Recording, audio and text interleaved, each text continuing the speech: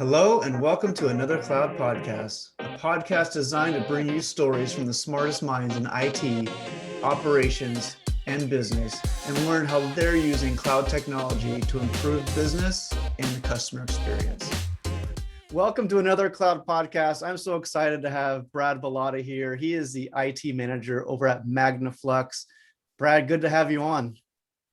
Thank you for having me. I enjoy to spend some time talking about some awesome IT concepts. Absolutely. We're looking forward to it. There's so much to talk about in IT, and so we're only going to be able to scratch the surface a little bit. But we also have Jeff Young.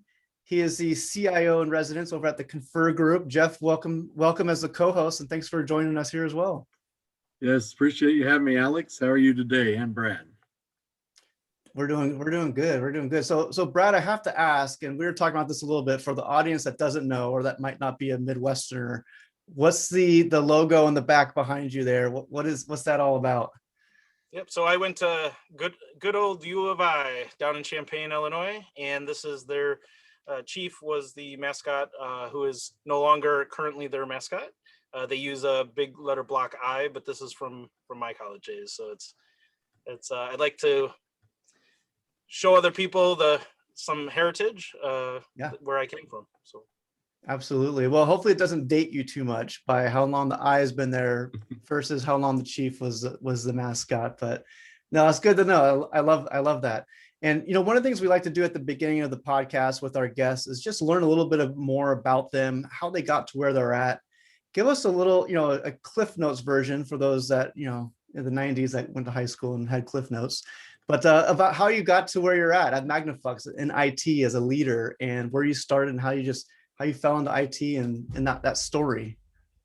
Sure. I actually, my undergrad degree is actually in hospitality management and focused on the business side of things. And if you really look at that degree, it's basically business without the manufacturing point to it. So if you look at where I'm at now, my last job, including the current job, have been manufacturing oriented. So moving into manufacturing has been a new breath for learning the business side and how things happen within our whole supply chain. And then the IT portion of it really came into my last year or so of undergrad college. I was very interested in what a lot of my friends were doing in programming and IT. So I decided to jump into a master's program at DePaul University and have a master's in information systems. So I decided to kind of marry the two together and focus on business and IT, and this is where I've come to. I love that story. A lot of the people that we talk to don't always come straight from college having that IT background. They sometimes just get thrust into the role and have to really lean on their admins or their telco engineers and things like that to learn the business. But I love how you came from college and just straight into it. Talk a little bit about Magnaflux, just so people that might not know who they are or what they do. What's a little background about Magnaflux? What do you guys do over there, and how's IT played that role and making it all work and the parts keep going? Sure. Yeah. Magnaflux is a part of ITW, so Illinois Toolworks, a very large organization. And our kind of niche is non-destructive testing equipment and chemicals. So we manufacture the chemicals and or equipment or accessories for people to do tests on life safety kind of concepts. If you throw big wheels underneath a train, how do you know those big metal wheels are built strong enough, or how do you know that they were manufactured properly to withstand the weight of a train, right? So pretty important piece to a train running on the tracks properly. So we have come up with ways to test and validate that those wheels or the axles or welds or any kind of piece that has been manufactured properly. And that's really what we focus on, is really being a part of life safety and the benefits of everything that we do every day. We're within feet of it. Yeah, you really get to see the fruits of your labor all over the place, right? I mean, the trains and different, manufacturing and industry and all of that good stuff. So one of the topics that we wanted to bring up, and we talked about this before in the past, was this Prado's 80-20 rule. And I think there's a lot of leaders out there, such as yourself, that are trying to manage a team. They're trying to manage IT for their whole organization. and there's a lot of moving parts. A lot of times IT is stretched thin. They don't have all the staff necessary to really run it as best they can. So talk a little bit about this framework that you've adopted and used over the years and how that came to be into your that tool belt that you use to manage IT.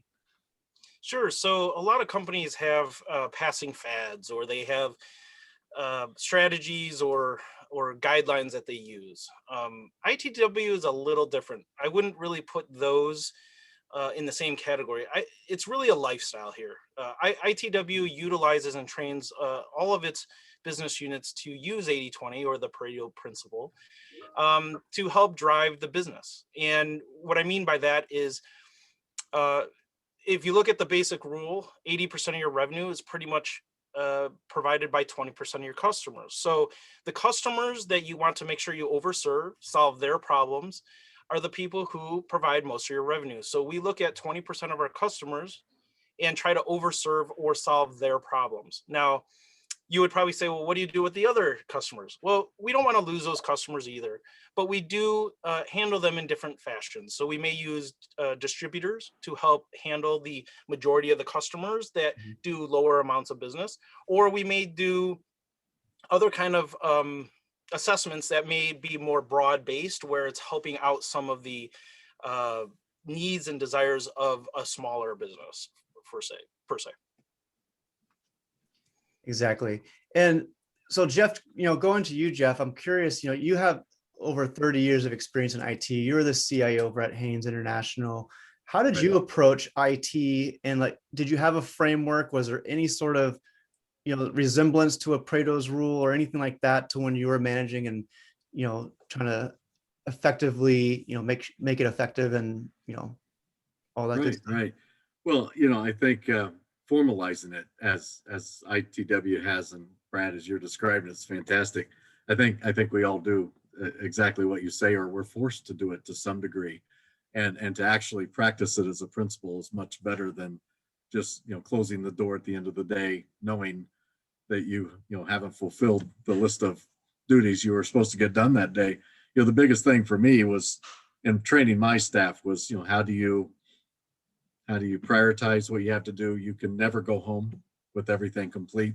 There's always going to be something else you got to do, and you got to be able to feel good about yourself.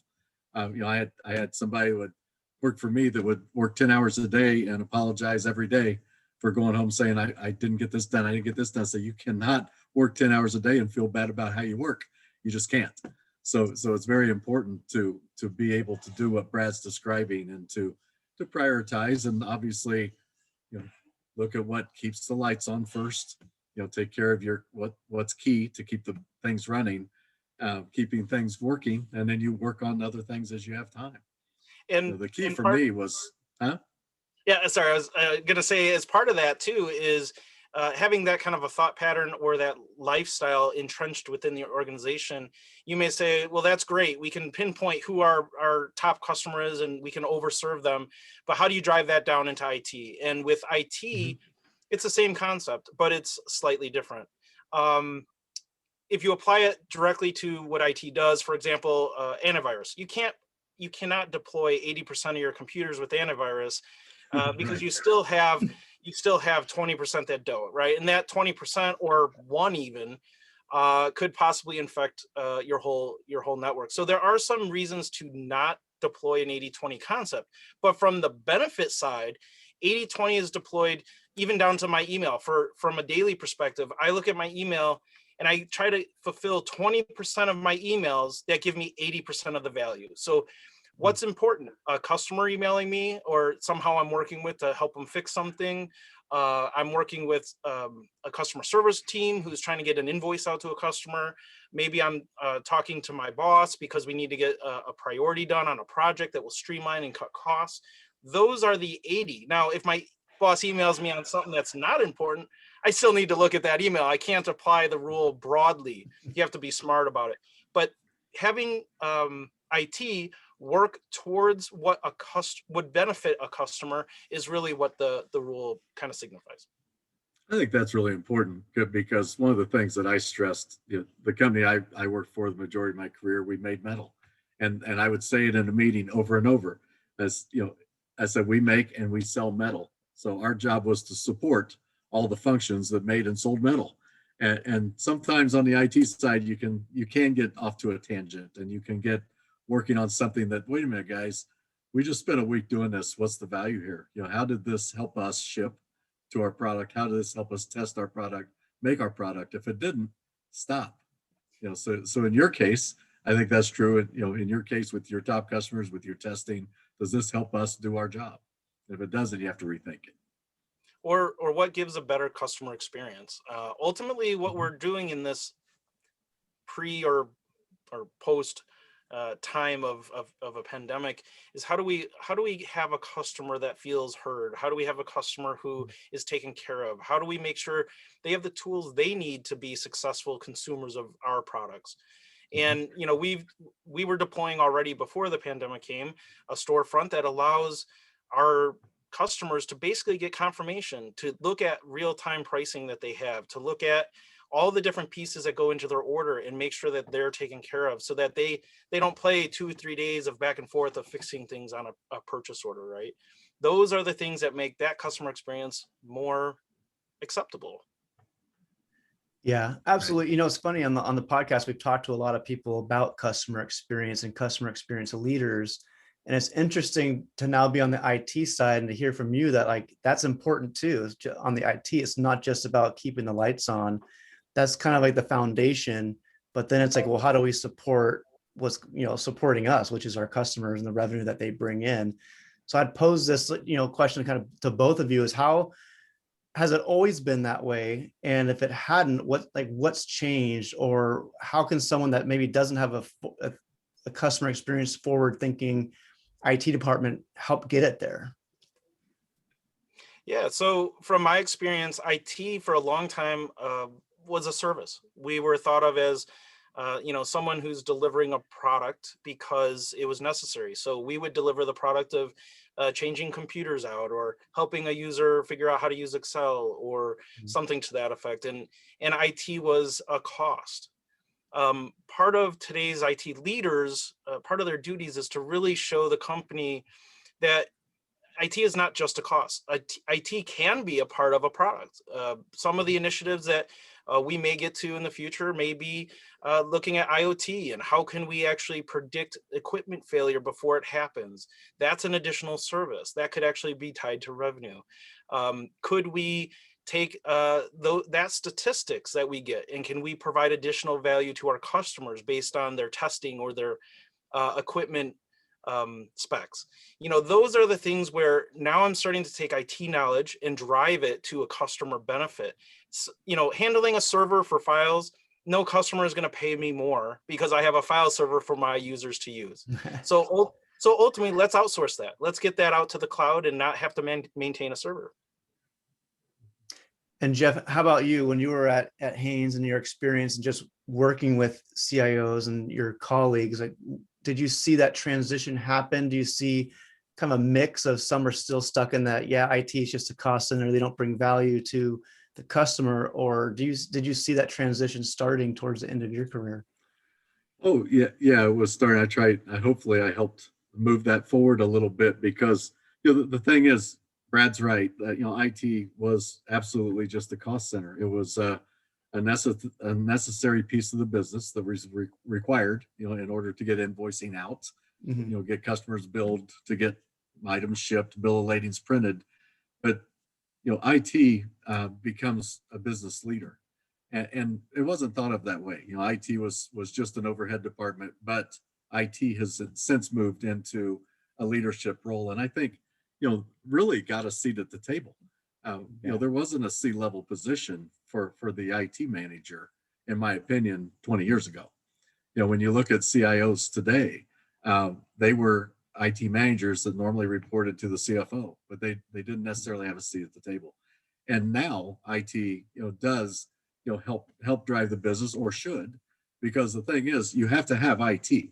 So you can either have IT just as a cost center to, in fact, keep the lights on or get things printed and get the job done, or you can extend it, and get value out of it as well, which is what Brad's talking about. So that's what we, also tried to do. It's funny because in IT, IT is concerned about backups and recovery. So you talk about disaster recovery within IT is one thing of how you protect a computer room, but there was every department, every personnel, everybody that was employed at the place had some area that they needed to think about continuity and business continuity and how to protect themselves, what to take home, what's backed up, what do I do if this fails? So you carry that kind of mindset, throughout the organization, which makes it valuable. Yeah, exactly. And going into that business continuity and disaster recovery, and Brad, as far as like what you've seen in your experience, how often are you getting pulled down to fix those issues versus being able to look forward and look at that 20%, the 80-20 towards expanding that customer experience using technology as a revenue generator? Do you get pulled down a lot to those foundational things like disaster recovery and DR and file servers and things like that? Yeah, we can't necessarily remove technology sometimes without taking on extra costs that the business may not be able to absorb. So we still have to keep the lights on. And from an 80-20 perspective, right? I have my team, my staff, and they do an awesome job. And we focus them in on not only backing each other up so that the business doesn't stop when someone's out on vacation or leaves, but also focusing on certain parts of the business. So from the old days of IT and supporting users, you know what? I focus one of my team members purely on help desk, right? How do we take 80% of their day and make sure they're running the needs of the organization? I have another person that I focus on systems, right? So how do we maintain and manage and have security being kept up with? So we focus on that. I myself have been shifting more off of those day-to-day items and getting into focusing on what drives either costs down, more streamlined processes, or even drive a customer experience to a better state. And we actually have a phrase for that is we say ASA. So we have assess, streamline, and action. So when we have a process that we want to review, we stop, we look at it and we say, hey, what are we currently doing and why are we doing it, right? So that's the assess part. And then the next part, after we go through a few meetings and have some discovery with our management to make sure that they agree with where we're at, then we streamline it. Then we come back and say, hey, why are we doing this? And what if we don't do it anymore? If this is what we call a 20 item, if this is an unimportant item and no one cares, to why we're doing it, why are we even doing it? So we either eliminate it, we automate it, or we, in some cases, it's better to just do it manually and just make it more efficient. And then on the last step there, again, we will meet with our management and kind of give them our report out and where we want to go with it, right? How do we make this better? And then we action on that. And we basically say, this is how we're going to get it to a better state. So we try it and we can test it. And hopefully it is the better state that we want it to. And in some cases, it's a complete shift. I mentioned a little earlier about a storefront. We ran out of ways to make a meaningful streamline out of our customer service area. So what was the next thing is we had to implement technology to see that shift. And that's how we got to a better state. And Jeff, how about yourself? When you've seen those struggles, right, where you do get pulled down, you're able to delegate to team members. What sort of approach did you have to make sure that you weren't getting sucked into those day-to-day, break fix type situations, but rather more strategic? Well, just like Brad said, you have to, you have two choices. You either have to find a way to completely segment your day, but you can't. Because you can say, I'm going to spend these next 3 hours doing this. But if a break call comes in, a break call comes in. So the thing is, what you had to do was make sure you had people that were really dedicated to take that break fix on, if you will, so that the people that you wanted to be, doing more of the forward thinking, more of the strategic work, have the window to do so, because you just can't pick and say, okay, I'm going to spend the first half of my day here, second half of my day here. It doesn't work that way. And, the only other choice is to start early, because if the only way to get 2 quiet hours in the morning to get something done before you get interrupted is to be there 2 hours before. anyone interrupts you. And that's not always easy to do. So we would do the same thing. You have somebody, in charge of the help desk, and then, try to make sure that, you want everybody to be able to be involved in innovation and strategic work. But the fact of the matter is, some people are going to have to, stay in the trenches and make sure we're okay, because problems don't go away. They show up every day, and they might take a few minutes to fix, but you have to be on it quick, because you don't want your users to be ineffective at all. And we've also found another way to handle this is to really train up our business users, really get buy-in and have a business owner for different systems. For example, we didn't want to manage file servers, and we're not quite off of file servers yet, but we've moved our daily dependence on them to like a SharePoint. And each SharePoint site that we have for each department has an owner, and we trained up power users, right? And we have a business owner that can go in and edit and make changes and give permissions. And is that kind of doing some of the IT work? In some cases it is. But in the other side of this, we're empowering our users to be able to make the changes they need to become more efficient with the workflows and things that they put in place on these systems, to utilize them to get the daily job done. And that's to me, spreading the workload.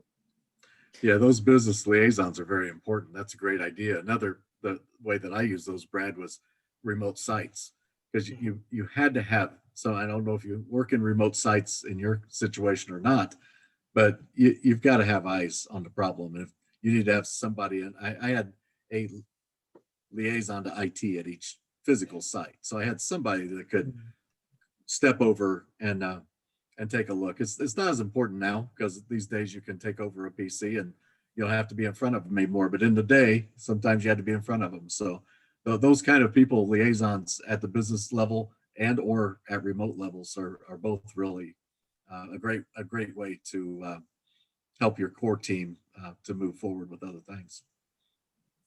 Yeah, one of the things we're seeing, and we touched on it earlier, about how with the technology changing and IT getting a seat at the executive table, is because a lot of the technology has changed to the cloud. It's changed to be more streamlined and easy to use. And so one of the things we see is a lot of these products, whether it's contact center, a hosted, phone platform, they're so much easier to implement, to manage.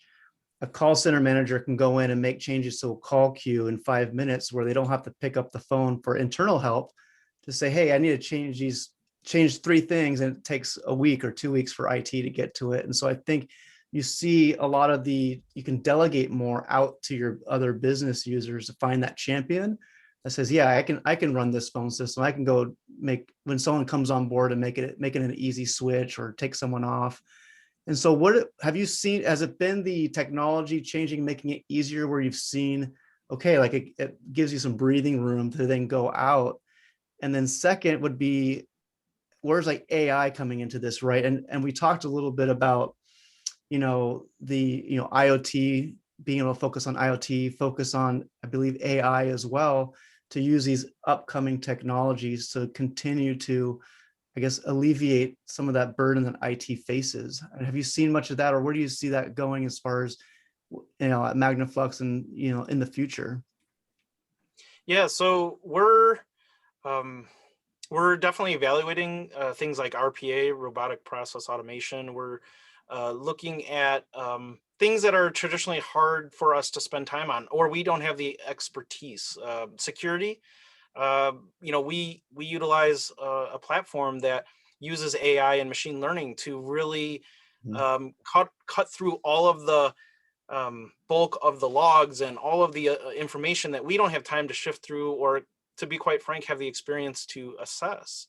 So we can utilize that AI and machine learning to really get down to what actions do we need to take. And guess what? We can action on that, and we can utilize that to our advantage. And back to, robotic process automation, who really wants to open up all these bills and pay and enter them into the system? And, this is repetitive work over and over again. And it's, we have the technologies to OCR, we have the technology to take data and transfer it from one system to another. You know what, maybe we just need to put some parameters around how that data is worked and what can happen. If I put a purchase order out for $1,000 for a computer, and I get a bill from our vendor for computers for $1,000, the same vendor I put into our system, and it's $1,000. Why not just automatically pay the bill? Why do we have to go through and approve it again and have 5 people look at it? So using some of the processes that are in our heads and get the logic out into the system is really where we see a lot of our efficiencies going.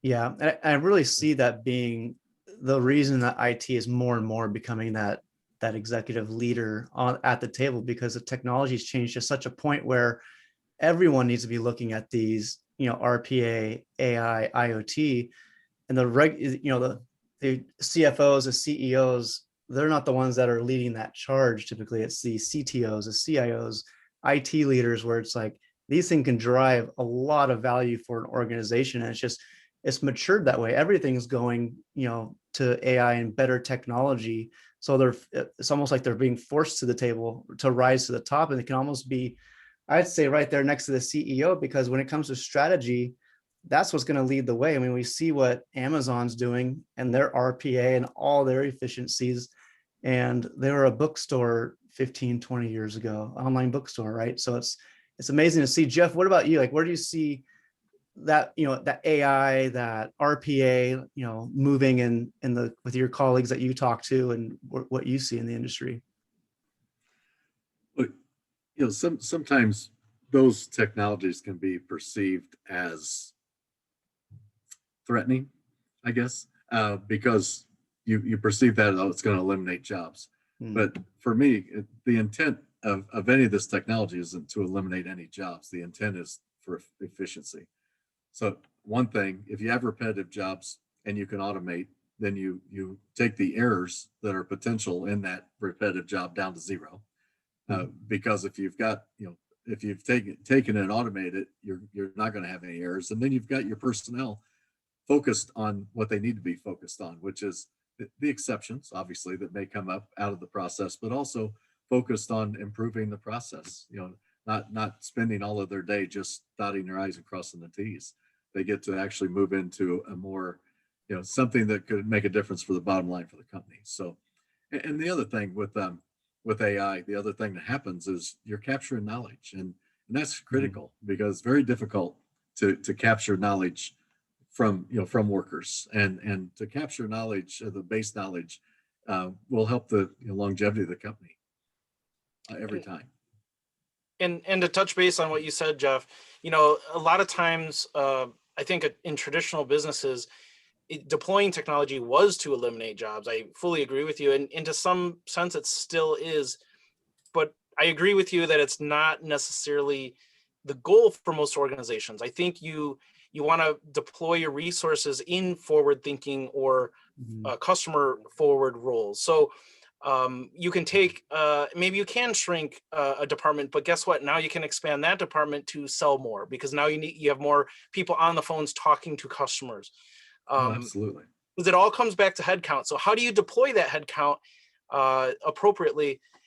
And to be honest, I mean, I think you want also engaged employees. And when you put them in front of a process that all they're doing is paying a bill all day long, that's not very engaging. If you can change someone's job to not be monotonous, but to be using the intelligence that they have to perform or make decisions or enlighten a customer or whatever pieces that their job duties require, I think your employees engage more, and I think you end up with a happier employee at the same time. You do, and that's reflected out to the customers as well. Customers can sense that. Yeah, and empowering them, right? No, go ahead, Brad. Go for it. Yeah, and I was, and you guys have said it both. Talking about the executive sponsor, I forget the word you used. Bringing IT up into that executive. I wanted to ask you guys a question on that. IT traditionally doesn't just get an automatic seat at the table. I mean, where do you guys see that going? Because I have my own thoughts around that too. Yeah, from my end, I've got in the industry 13 years or so ago into telecom and whatnot. And when I first started, it was very much so IT was the stepchild, the black sheep sort of thing. It was always seen as a cost center. But I've really seen the last I'd say 5 years, and especially as we sold more and more, cloud phone systems, contact centers, how they're leading the charge now, and they need it because that's such a strategic advantage. And I think they're being pulled up into that role for the organizations that see the value of technology. Because the way we see it and the way our clients we've talked to have seen is, if you're not looking at AI, if you're not looking at RPA and all the technology that's driving most of the industry now, you're dying. You're going to get gobbled up, or you're going to be left in the dust. And that's the CEOs that see that, see IT so much more as a resource, and they either have a CTO that's purely in that role of empowering technology for the org, or you have the CIO that kind of plays both roles, or IT managers, directors, whatever the size is. We definitely see that pulling them up into that role. And Jeff, what about you? Well, I just, there are conversations, that happen at the staff level it's important for that technology minded person to be there to listen to those discussions. It may not have anything to do with IT itself. This discussion can be between, shipping and manufacturing, or sales and shipping, or wherever it is, but it's going to be, something's going to come out in that conversation where your CIO or whoever's your chief technology officer that's privy to that conversation can say, I can help here. Right. There's something we can do that the other two parties that are discussing their issue don't know what you can do from a technology point of view necessarily to help that. And so having that perspective at the table is what's important, because it just brings another potential solution to what would be, a problem that might have been handled a different way if technology wasn't used to help solve it. So that's why I believe, you need to have that CIO at the table. Yeah, and I think a lot of it can also be brought on ourselves. We may not be able to make that decision to go sit at the table. We may not be invited to that table. But I think the important part is that you're there, you're engaged, that you're ready when an opportunity comes up to say, hey, look, this is what we can do. Or, set aside a time and start having a lunch with the GM or someone in operations, and just ask some questions. How are you doing? What are your challenges? And how can I help you? Those are the simple things that I found that really help me get engaged with my company and my different departments that, to be quite frank, some of these things I know nothing about. I don't know, exactly how some of our chemicals work, but guess what? I ask the questions and make sure I know what that person's job is and how they go about it. I may not have the technical expertise they have, but at least I can help them make their job faster or better. Yeah, I think just taking a proactive approach. So if a company isn't in that phase yet where they really see it as a value add for IT, that's one way to get yourself there, right? Is just be proactive with it. Meet with other business units. If you report to the CFO, meet with the CFO on a consistent basis and let them know, or her know, like, hey, I've been meeting with these other business units. Here's an idea I have, right? And then they start to think that through, like, oh, wow, this person is really engaged, and maybe he or she should be at the table with us, or, make that case for it.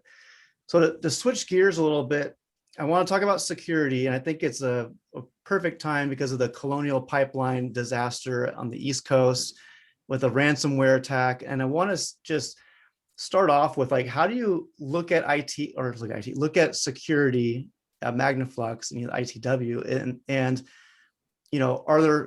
do you have things in place? Obviously you have certain things in place, but how do you approach security? And now, even with these ransomware attacks, and just kind of get into that little venue there as far as security goes for you.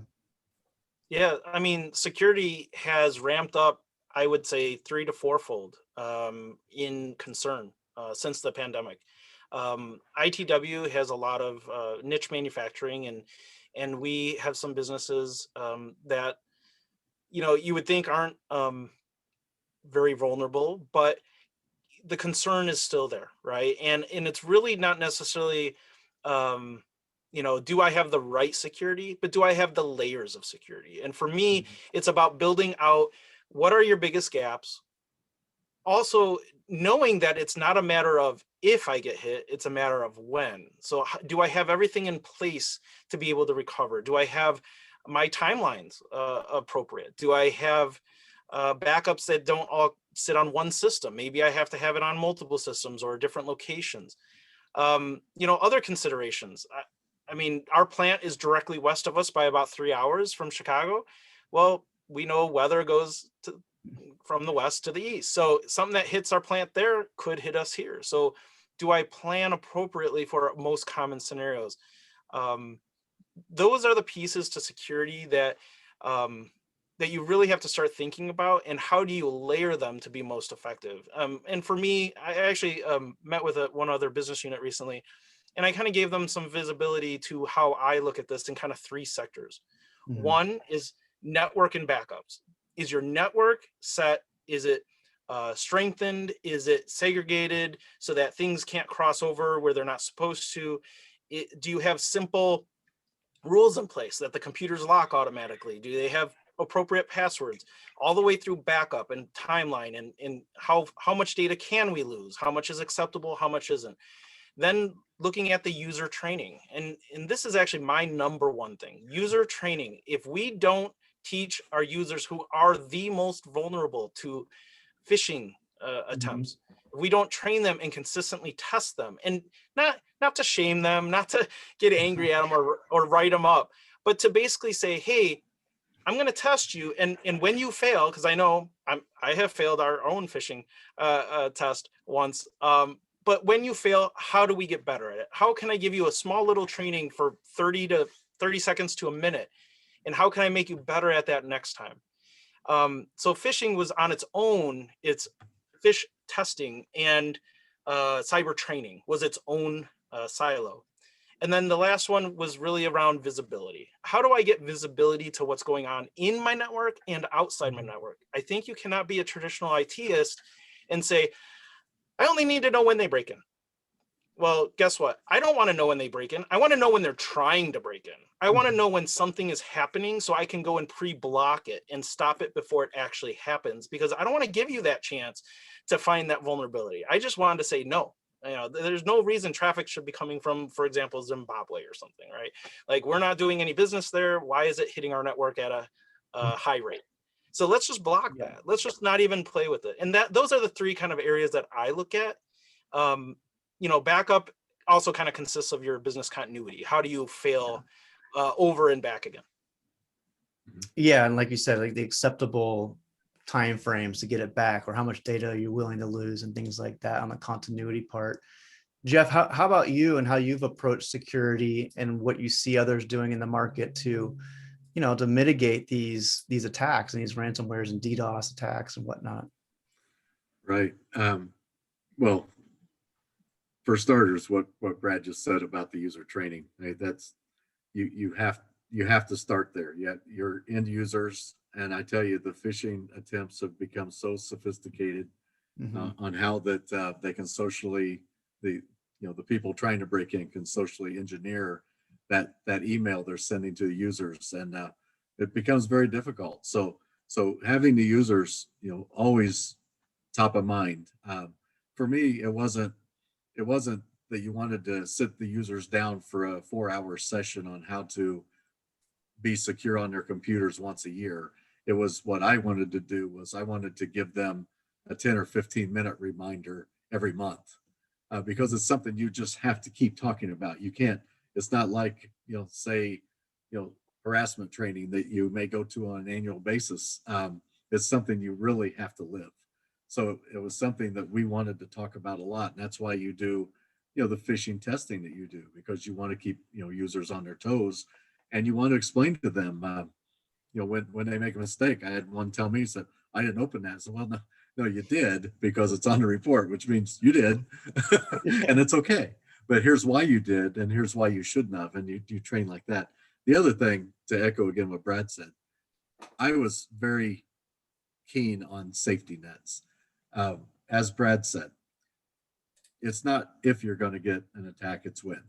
And what you have to do, and you mentioned layering, Brad, you have to make sure you look and say, all right, if this gets compromised, what do I have underneath it to protect me?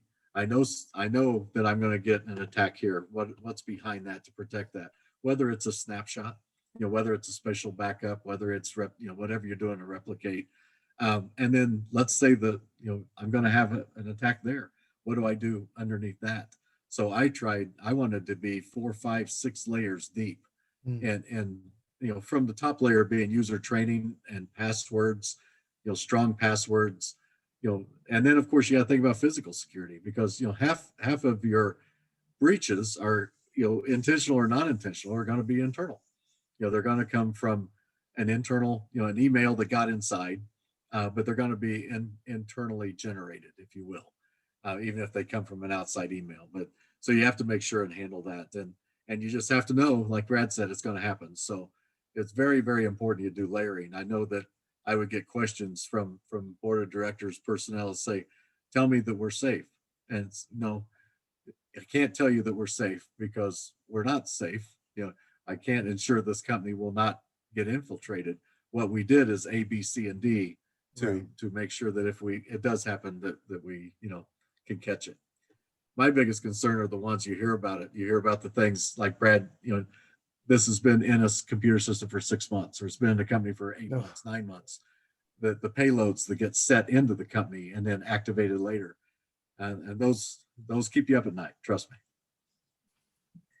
Yeah, it's definitely, I see it, similar to policing, right? When the police are more of a reactive and not proactive, state of mind, it changes. You get more crime and all that. So if companies aren't proactive, it just leaves more and more vulnerability for those attacks. But I think it's people on the other side that maybe aren't in IT, and they look at security and go, "Oh, like you should be 100%." But like you said, there's really no 100%. But here are all the steps we've taken, and then going back to the 80-20 rules. Okay, is there anything that's that can be vulnerable, or is there anything that, like, reevaluating and saying, is there anything else that we can add that was going to add value to that security stack to make sure that we're even more protected? But how have you seen it, is there pushback as far as costs go? Because it's not cheap to have security vendors come in and do certain things. And like, how have you seen as far as like the, CFOs and CEOs look at the cost of security and what they are willing to spend to secure the environment? I think, the justification is much easier after something has happened. Yeah. However, you don't want to experience what just happened. You don't want that to happen, or you don't want to lose your proprietary data because now they sat there for 6 months and copied everything out. That's very damaging to a business. So how do you go in and not scare your CEO, right? How do you start to layer and make annual improvements? Let's just be frank. We've talked about how hard it is for IT to get out of the daily work. But how do you position IT to make incremental changes? We're looking at, how do we strengthen the MFA that we have in place? How do we make that better? How do we help train our users, or how do we put, our corporate put in notifications on our email that said, okay, if you're using it here in Chicago and an hour later you're in London and it's coming from an IP address in London, that's impossible travel. So what if we just deploy some simple rules or tools that can actually think about what just happened and just say, yeah, we didn't travel in an hour to there. So leveraging technology is one thing. Having a plan and making incremental changes is another. But the third is really about it's a reality that you have to live with, and no one solution solves everything. So you really have to just continue to refine and reevaluate every year. Yeah, absolutely. I think that's spot on. And there's a million, we can talk so much longer about security and all the frameworks and all like the horror stories and success stories, hopefully too. But we are up against time, and I want to, be respectful of everyone's day. But it's been an absolute pleasure having you on, Brad. I'm glad we did this, and there's some good conversation. I really appreciated it. Thank you for coming on. Yeah, thank you for having me. I thoroughly enjoy talking IT and business. I love mixing the two. So anytime you guys want to talk, ring me up. Absolutely. Yeah. And the 80-20, that's great. So I know you had an article on it, Brad, and great concepts there. I think there's not a role in a company that can't benefit from what you're promoting there. So that's excellent. Absolutely. Thank you. And if if you're interested in any more on 80/20, obviously Google it or look me up on LinkedIn, and I'd be happy to share an article with you too. Yeah, we'll put that link to the article that you wrote a little bit ago down in the comments below. But Jeff, thanks for co-piloting with us today too, and co-hosting this with me. I'm glad you guys both had a lot of good things to talk about, so I appreciate it. Enjoyed it. Well, that wraps up the show for today. Thanks for joining, and don't forget to join us next week as we bring another guest in to talk about the trends around cloud contact center and customer experience. Also, you can find us at adleradvisors.com, LinkedIn, or your favorite podcast platform. We'll see you next week on another Cloud Podcast.